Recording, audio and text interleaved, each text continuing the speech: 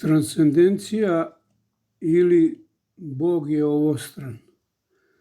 U prethodnim tekstovima i definicijama sam objasnio Boga, univerzum, šta je misao i kako radi mozak bilo kojeg bića u univerzumu. Dakle, pojmljenjem nečeg, recimo transcendentalnog, moramo priznati da su sve komponente tog pojmljenja ovostrane. Kao tema, kao proces razmišljanja, plodnog ili jalovog, i kao zaključak, dobar ili loš. Sama transcendencija je pojam uzet iz skupa svih ideja. Ideje, kako smo rekli, postoje nezavisno od skupa svih materijalnih stvari. To jest nezavisno od toga da li postoji koji ih ideje može dosegnuti ili kao teme uvući u sebe. Transcendenciju kao temu uvuče jedan mozak u ovostrano, u razmišljanje. Da sam pojam transcendencije pripada sadržajem podskupu skupa svih ideja koji zovemo fantazija, važi sve dotle dok ne dokažemo da ono što smatramo onostranim, transcendentalnim, nije ovostrano. Imajući na umu sljedeće: dokle god je mozak upleten u nešto, to je ovostrano.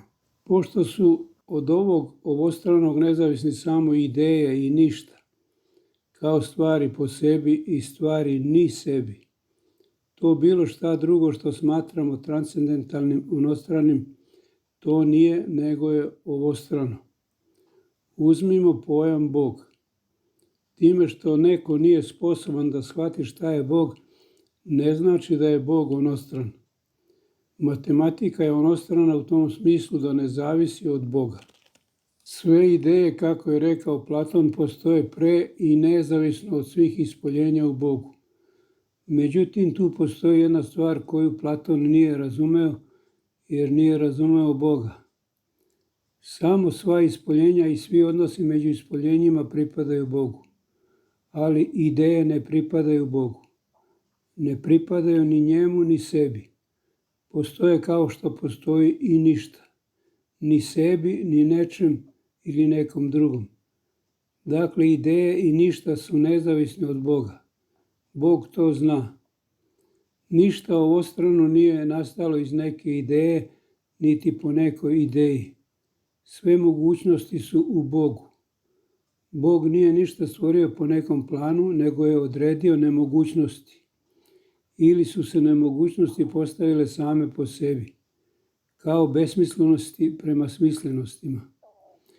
Da su realne stvari zavisne od ideja ili sadržane u njima, kako je to Platon već zamišljao, samih ispoljenja njih, onda bi i broj 999, na primjer, morao imati neku sliku i materijalnu formu, kao što to ima konj, na primjer.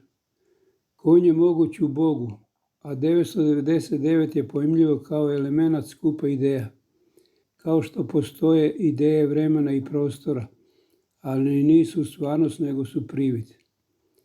Transcendentalna logika, dakle, je dokaz civilizacijskog slaboumlja, jer transcendentalni su samo ništa i ideje. Delatnik, delo ili proizvod delanja, vrste delanja, potud i vrste proizvoda, polarizovani univerzum, to jest polarizovani Bog, su ovostrani. Misao kao energija koja je po suštini sam univerzum.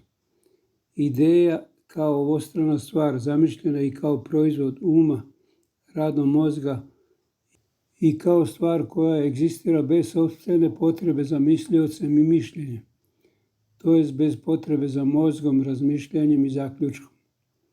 Bog je ovostran, ideje ne trebaju njega.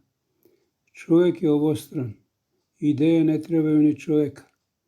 Svako delovanje i svaki proizvod uma su ovostrani kao i sam koji je radno-operativna sposobnost ili nesposobnost mozga. Pošto smo konstitutivne elemente apsolutnog objasnili i misao kao merljivu stvar, porcija energije sa identitetom, to nam treba stajati jasno da su Bog i đavo proizvodi mozgova koji ne shvataju celinu. Da su dualiteti sa smislom samo polariteti živih bića. nežive materije i samog Boga, koji je polarizovan na sebe nesvesno i sebe svesno, kao dva pola iste vrste energije, sirove i porcije energije s identitetom.